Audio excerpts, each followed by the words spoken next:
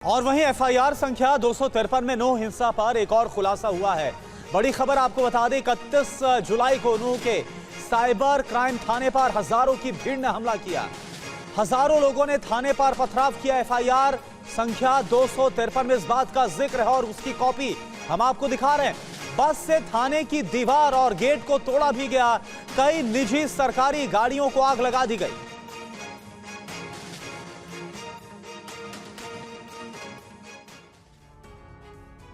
एक और बड़ी खबर है, नूह हिंसा को लेकर एफआईआर नंबर 259 में भी खुलासा हुआ है। 700 से 800 अज्ञात लोगों ने पथराव और फायरिंग की। सरकारी और प्राइवेट गाड़ियों में आगजनी भी की गई। ये देखिए, एफआईआर की कॉपी भी आपको दिखा रहे हैं जिसमें ये सारी बातें लिखी हुई हैं। करीब 400 से 500 लोगों ने यात्रा में आए लोगों का घेराव किया। यात्रा में आए 34 से 40 लोगों को मंदिर में घेरा गया। पुलिस ने उग्र भीड़ को भगाने की भी कोशिश की। मंदिर में बंद यात्रियों को मुक्त कराया गया।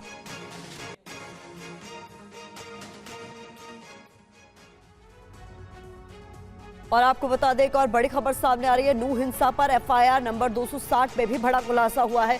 700 से 800 दंगाइयों ने पुलिस को घेरा। भीड़ ने पथराव और फायरिंग भी की। पथराव में पुलिस की गाड़ी के शीशे टूट गए। दंगाइयों ने पुलिस की गाड़ी में आग भी लगाई। पुलिस टीम ने किसी तरह अपनी जान बचाई। इन तमाम बातों का खुलासा इस एफआईआर में हुआ है। पुलिस पर हमला करने वालों की पहचान हालांकि कर ली गई है। तो पुनीत, हमारे संवाददाता हमारे साथ लगातार बने हुए हैं। पुनीत, बताइए, ये एफआईआर जो तमाम इस पूरे मामले में हुई है उसमें एक से बढ़कर एक खुलासे हो रहे हैं और ये साफ हो जाता है कि जो तमाम घटनाक्रम हुए हैं ये सुनियोजित साफ तौर पर नजर आते हैं, प्री प्लान्ड।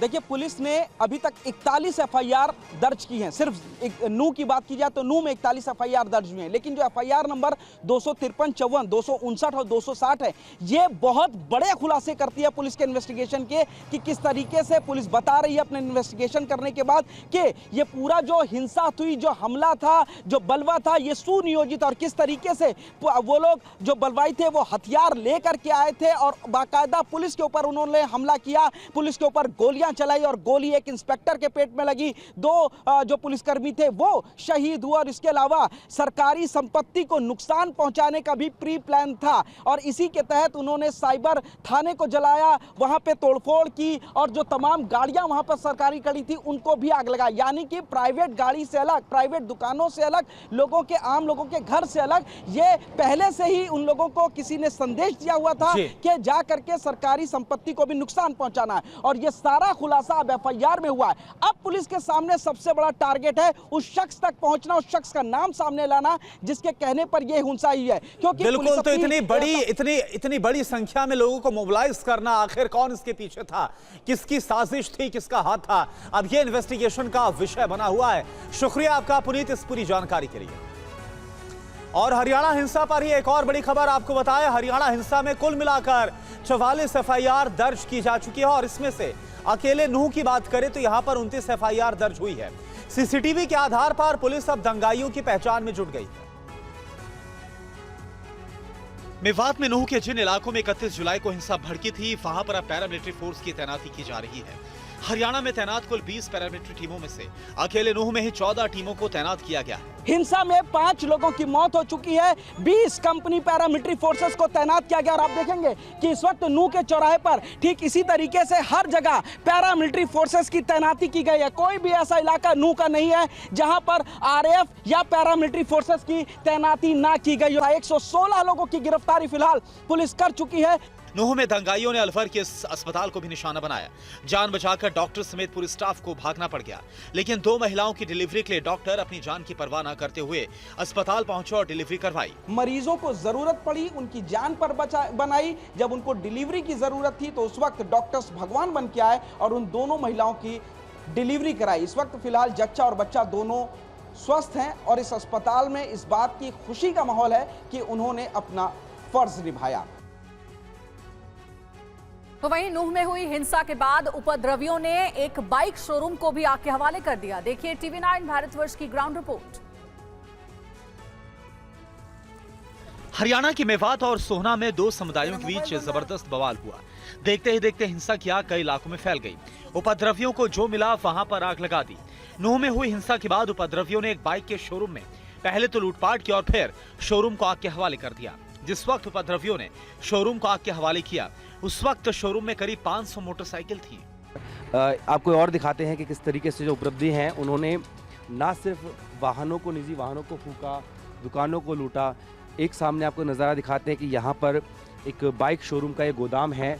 यहाँ पर तकरीबन 500 की तकरीबन बाइक जो हैं वो खड़ी हुई थी। उपद्रवी जो थे उन्होंने इस गोदाम में भी लूटपाट की और यहाँ से 250 से ज़्यादा जो बाइक्स हैं उनको अपने साथ में यहाँ पर लूट करके यहाँ से लेकर गए। हालांकि जो पीछे आगे की तरफ आप देख रहे हैं कुछ बाइक्स जो हैं उनको जो बाहर छोड़ कर गए थे, उनमें से इन लोगों ने जो है उन बाइक्स को यहाँ पर अंदर जो है उनको संभाल के रखा, क्योंकि बाहर कुछ बाइक्स को आग भी लगाई गई थी। हरियाणा में हिंसा पर डीजीपी पीके अग्रवाल का भी बयान सामने आया है। एफआईआर पर अलग अलग एसआईटी का गठन किया गया, ये डीजीपी की तरफ से कहा गया। मोनू मानेसर के वीडियो की भी जांच की जाएगी। एसआईटी करेगी मोनू मानेसर के वीडियो की जांच, ये साफ कर दिया गया। इस संदर्भ में अब तक वहां पर 41 एफआईआर दर्ज हो चुके हैं और 116 लोगों को अरेस्ट किया गया है।